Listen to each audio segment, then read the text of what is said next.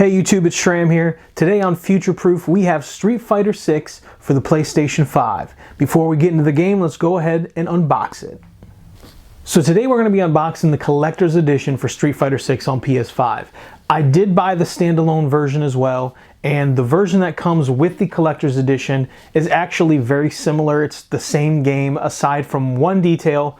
The barcode on the back actually exists on the standalone version. In the version that comes with this, the case has a not for resale box where the barcode would be on the actual game. We're going to go ahead and open it up and take a look at what's underneath the slipcover. We have the Mad Gear Metro City box. This actually makes a little more sense once you play the game. So this is the game that comes with it. Like I said, it looks exactly like the shelf copy of Street Fighter 6, the standalone version, but on the back, you'll notice once we turn it around that it does have that barcode that says not for resale instead of an actual barcode.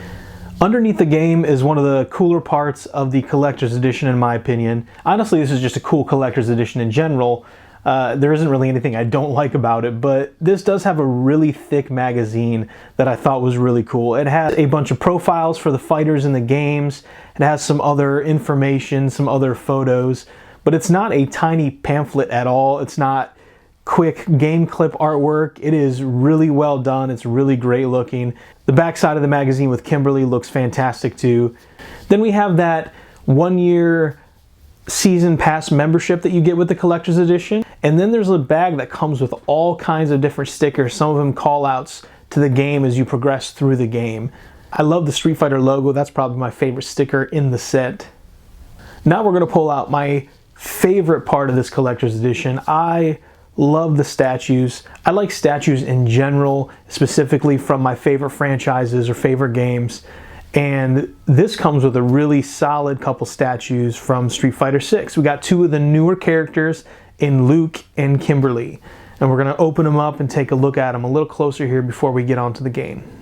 They both come sealed in plastic and then sealed in bags with their own little stand. So they're packaged nicely, nice and safe. I really like statues that don't have a lot of creases or show where the parts come together, and these seem like they did a really good job. You can see kind of Luke's shoulder there, but other than that, it looks like it's one whole figure, and I think it looks really nice for sure. The stands aren't super heavy or super complex. They just snap into the bottom. They have pre-drilled holes and pegs that go down into the stand, and it's sturdy. It stays there when you stand it up for sure, but it's nothing fancy. Kimberly looks great. The wire on her headphones is actually a different material, which is really nice. It's movable. And then each of her braids was individually packaged to make sure you keep them safe, which I thought was a nice touch.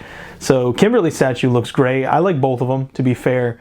They're not my favorite new characters. I do like them both, but I have a couple different favorites. But as far as statue choices, it made sense. They both look great. And I definitely keep them on display. Actually, right behind me, you can see them on my TV here with some other Street Fighter characters. Then the last thing it comes with is these background standees. They have an attachment you can sticker to them to keep them standing and set them behind your characters or back in the box, whatever you have room for or prefer. We also have a steelbook. It did not come with the Collector's Edition. This is one that I picked up afterwards. It is sealed specifically in its own shrink wrap, and I want to say it was a pre-order from Best Buy if I remember right. So you can pick this up separate on eBay or on the third-party market, wherever your local game store or something like that. You can definitely find it. It's not a crazy rare steelbook, and I especially like displaying games in my steelbooks. So definitely keep an eye out for the Street Fighter 6 steelbook with a spine logo, by the way. Hey gaming companies, I want a spine logo. If you're going to put a steelbook out, give me a spine logo, please. I don't display them frontwards. I don't have the room for that. They're in book formation. Let me see the spine logo. Just make me a little bit happier. Make this life a little bit easier for me, you know? We're going to actually take a look at the software.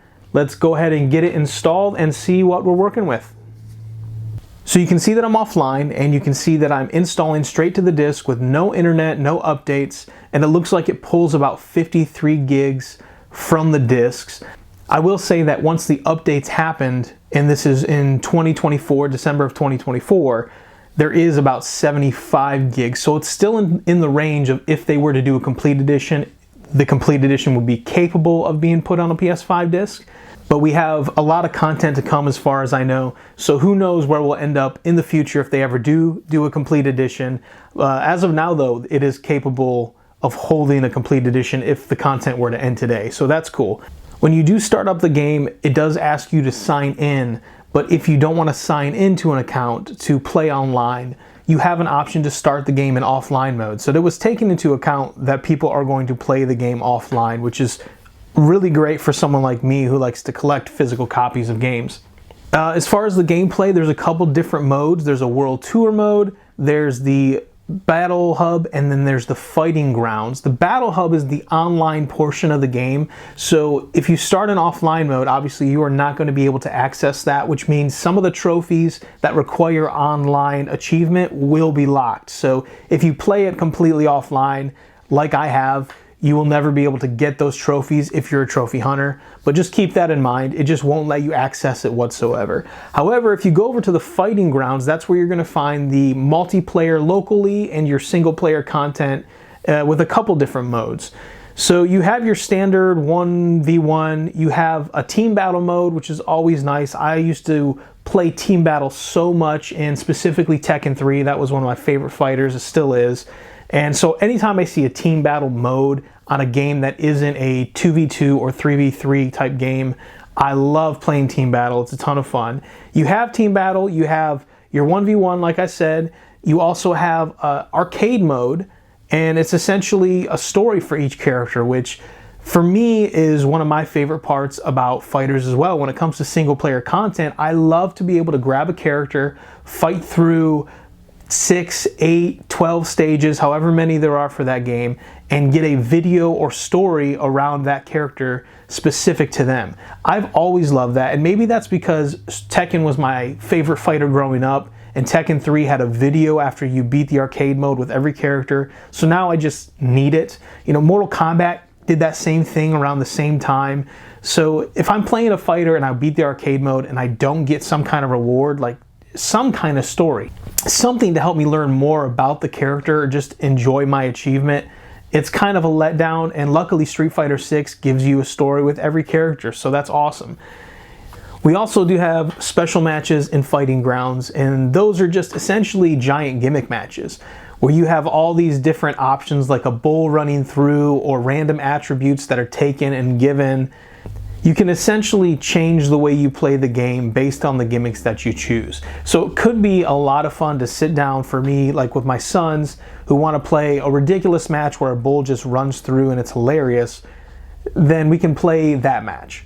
But the main single player function in Street Fighter 6, I wish all fighters did. I think it's so much fun. It eats up a ton of time. It gives you a bunch of replayability for a single player fighter aside from just the combat. But this is the World Tour mode. So older fighters have done this, specifically Conquest mode in Mortal Kombat Deception makes that my favorite PS2 Mortal Kombat. And it has really nothing to do with the actual game itself as far as the combat goes. You know, the 3D Mortal Kombats are not for everybody, and I totally get it. I do like Mortal Kombat in general, so I enjoyed the games. But Deception put it over the top for me because of Conquest mode, which was just this giant time eater running around, gaining collectibles, fighting whoever, punching random women in the village. Whatever it is, it was fun, okay? And that's why I play a game. That's the function of a video game. I want to have fun. And World Tour mode does a great job of giving me fun in Street Fighter 6. Now what this mode entails is you essentially create your own character, however ridiculous you want it to be, however ugly, however beautiful, however creepy, it doesn't matter. You create your own character with a large variety of attributes. It launches you into Metro City where you get to meet Luke to start off, you join his security force, and you progress a story that was fairly interesting. It's nothing groundbreaking. It's nothing that you kind of don't see coming in my opinion. But I had fun with it, and that's kind of all that mattered to me, was the experience through the story, not the story itself. I don't need a phenomenal narrative if the gameplay is fun to get there.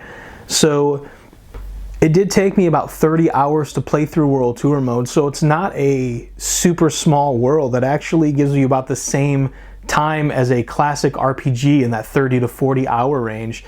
And for some people it might get a little tedious, but I did enjoy it, and I would always definitely recommend it, especially for someone who enjoys fighters casually.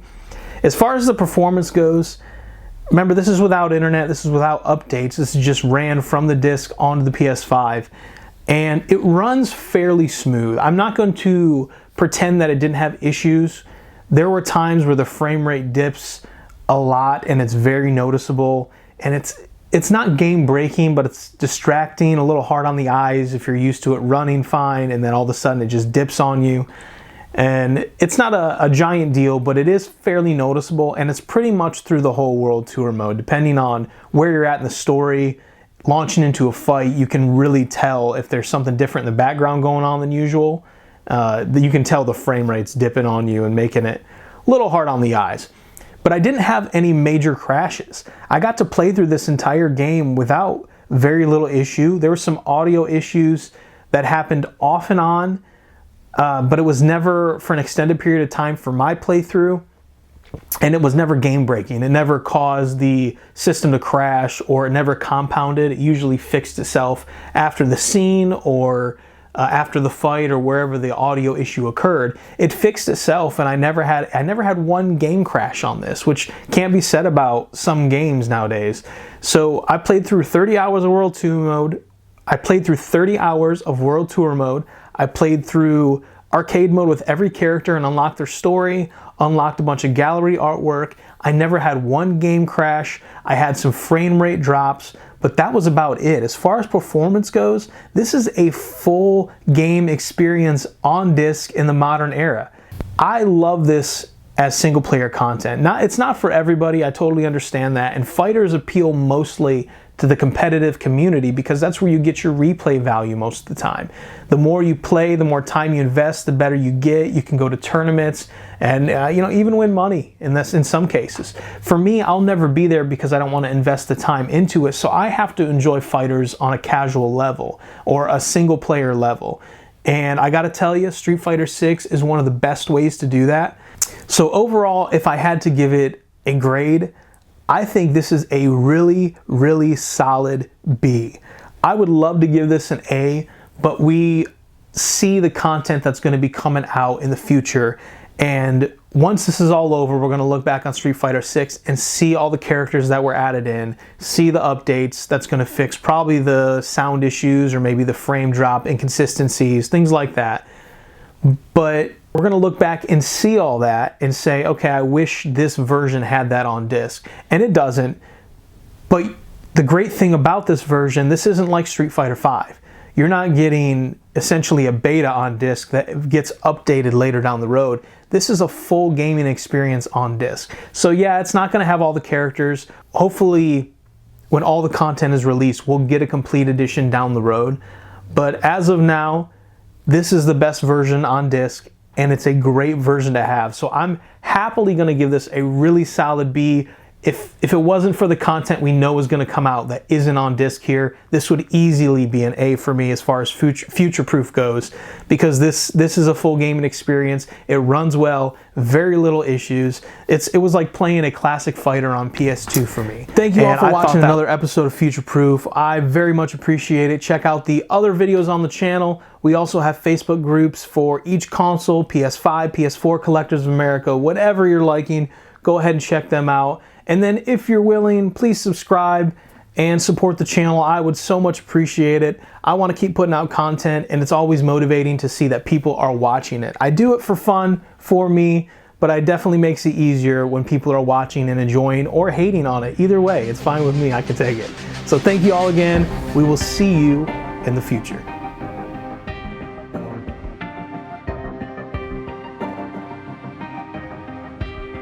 Yeah, hey, there I do this, never fear losing. And when I get up in the game, y'all be improving. A real problem, but I solve them all facts proof. And if you think I'm gon' fold, then you talking fool. Yeah, y'all wanna win, let me spin, boy. All dunks aside, I'm super fly like I'm hanging off the rim, boy. I've been winning for my kinfolk, and I put on for my city from the intro. Let's go.